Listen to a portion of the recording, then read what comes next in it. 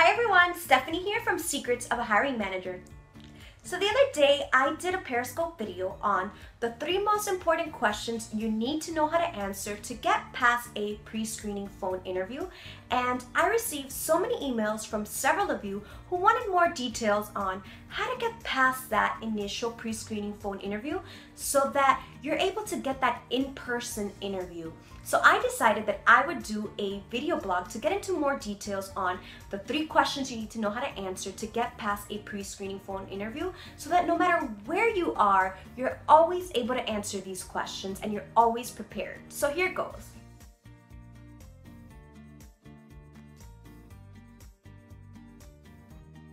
Okay, so picture this. You just lost your job of 15 years. You have no idea what you're going to do. They didn't give you a warning. They didn't even give you a severance. And you were just not expecting this at all. So you head home worried about how you're going to be able to pay your bills for the next few months. So you sit down in front of your computer and start applying to different opportunities that you think you would be a good fit for. And you spend all night on the job boards trying to find opportunities and applying for them. And then a day goes by and you don't hear back. 2 days go by and you don't hear back. 3 days go by and you don't even get an email or a phone call. A week goes by, nothing. 2 weeks, still nothing. 3 weeks go by and you're at the grocery store and you're at the checkout counter praying that your transaction goes through because you have no idea if you have enough in your account to pay for these groceries. And that would be so embarrassing if it doesn't go through and you're just so worried, and all of a sudden your cell phone rings and you look at the caller ID and you don't recognize the number and you decide to answer. So you answer the phone and it's a recruiter. It's a recruiter from one of the jobs that you applied to 3 weeks ago. And so you decide to go outside and take the call, and you're just not expecting this at all. You're totally caught off guard. So the first question that the recruiter asks is, tell me about yourself. So how do you answer this question? So I didn't understand how to answer this question until I really understood the value that I brought to the table for any employer, and my skills as a candidate. So once I understood my skills and how valuable I was, I learned how to answer this question. So many candidates have trouble with this question because they don't know if this is supposed to be a personal question. The question altogether is pretty vague, so they don't know whether it's personal or if it's job related. And honestly, if you don't know how to answer this question as an employer, what you're telling me is, when I ask you this question is, well, if you don't know who you are, then why should I hire you? If you can't sell yourself to me, why should I spend the time to talk to you? You're obviously not the right candidate, right? That's what I would think as an employer. So I actually use this as a technique when I am interviewing candidates. When I'm doing a pre-screening interview, that's the first question that I ask as an employer to see if the candidate has common sense. So nothing boils my blood more when I am calling candidates and I see that Sally applied for this role, and I call Sally and, hi Sally, my name is Stephanie. You applied for an opportunity with us for the administrative role? Yes, I'm Stephanie from XYZ company. Hi, so nice to meet you. Sally, do you have some time to talk? Oh, great, wonderful. All right, Sally, well, tell me about yourself. And Sally replies, well, what do you want to know? Sally, what do you think I want to know? Do you think I want to know what you did last weekend? Do you think I want to know what your favorite TV show is? Do you think I want to know how many boyfriends you've had? Come on, Sally. I want to know what your skills are. I want to know why I should hire you. Okay, so what I recommend with this question is give it a personal touch, but not too much. I don't want to know that you love going to Disney World, that your favorite TV show is Housewives of Atlanta. I don't want to know that. What I want to know is what your background is, what your skills are, what you're passionate about, right? So I'll give you an example. So let's say I am Joanne from California, right? So I would answer this question by saying, well, I've lived in California most of my life. I am looking to relocate to Georgia because the position is in Georgia, right? And I have extensive IT experience. I've obtained my IT certifications. I've been working on my CCNA recently, and I'm so passionate about IT. And I saw the opportunity that you had posted, and I got so excited because I'm looking to relocate to Georgia, and I'm so passionate about helping others, and I think that this help desk role would really utilize my skills, and I think that I would really be able to service your clients with my skills, with my passion for IT, and my passion for just helping others. You see? So I added a personal touch. So tell me about yourself.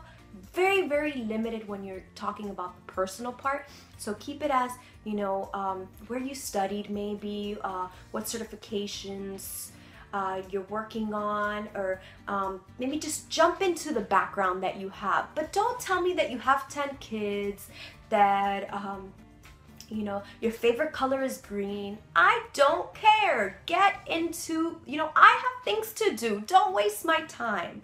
All right? So tell me about yourself. Should be brief, but you should be able to talk about your background and give it just a very tiny hint of personal, right? But don't really get into all of the details of your personal life because we're just not interested.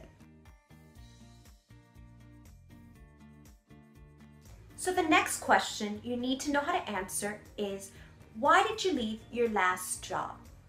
Obviously, if you tell an employer that you left your last job because you got fired, chances are they're not going to move forward with you, and you're just not going to get that call back. Because although you might be the nicest person in the world, as an employer, we're looking for patterns. We don't know you personally, so we're going to look to see what you did in the past, because chances are that's going to reflect what you're going to do in the future if we decided to hire you. So that's what we're looking for. So we look for patterns. So it's very, very important that you have a solid answer for that.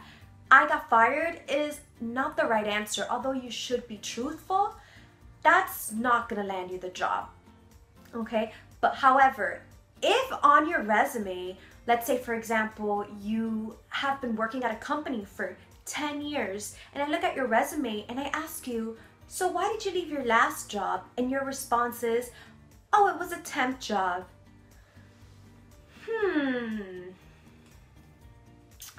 Let's think about that. It was a temp job. Something just doesn't add up. So really think about your answers, okay? Think about your answers and make sure that you have a solid answer, that you sound intelligent, and that you sound marketable.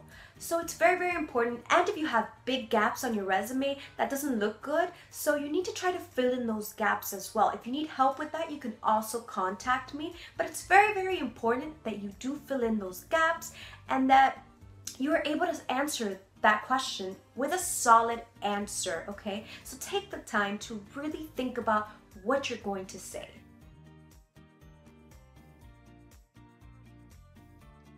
Another thing I need to add is never ever badmouth an employer, no matter what.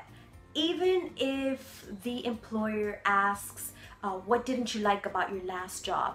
This is not your opportunity to offer that information. Never ever badmouth an employer. I can't tell you how many times I've been interviewing a candidate and all of a sudden they get so comfortable and they start telling me these horrible things about their last employer or the last company that they worked at. And you know, in my head, although I might be smiling and acting friendly and nice, in my head what I'm really thinking is, oh no, I am not hiring this person. How do I get this person out the door? Let me try to move as fast as possible so I can meet with the other candidate, because this person is a no. Okay, so no matter what happened, you might still feel a little bit angry or hurt, or don't ever offer that information. Don't ever badmouth an employer. It's important that you always stay positive and you always have good things to say about your last company, no matter what happened. Even if they ask you, tell me why you left your last job. You should never, ever speak bad about your last employer or your last company.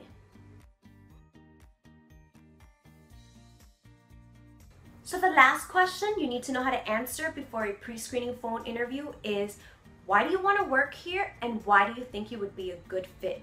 It is so important that you do your research on every company that you apply for and that you really put thought into the companies that you're applying for, that you're not just applying left and right, because it really devalues you as a candidate when you apply just everywhere. I can't tell you how annoying it is when I call a candidate and, you know, they ask me 10 times, what company is this? I'm so sorry. It's just that I've been applying everywhere. That doesn't look good, okay? You need to make the employer feel special so that they actually want to hire you. Put some thought into it. Make the employer feel like you really did your research and you really feel that you're the right fit for this role. There's no time for candidates who are just applying left and right. That just does not look good. It is so important that you feel as prepared as possible. Make sure you sit down and do your research and just make sure that you always feel prepared. And if you're not sure about a company, go the extra mile, look up articles, Google the company. You don't only have to go on their website, but make sure you look them up on Facebook or any other social media outlet, but just make sure you're always prepared. I hope this helps. If you have any other questions, you can reach me on the Contact Us section of the website. And to book a session, you can also do so through the Contact Us section of the website. Thank you guys so much for tuning in. Love you, and I wish you the very best in your interviews.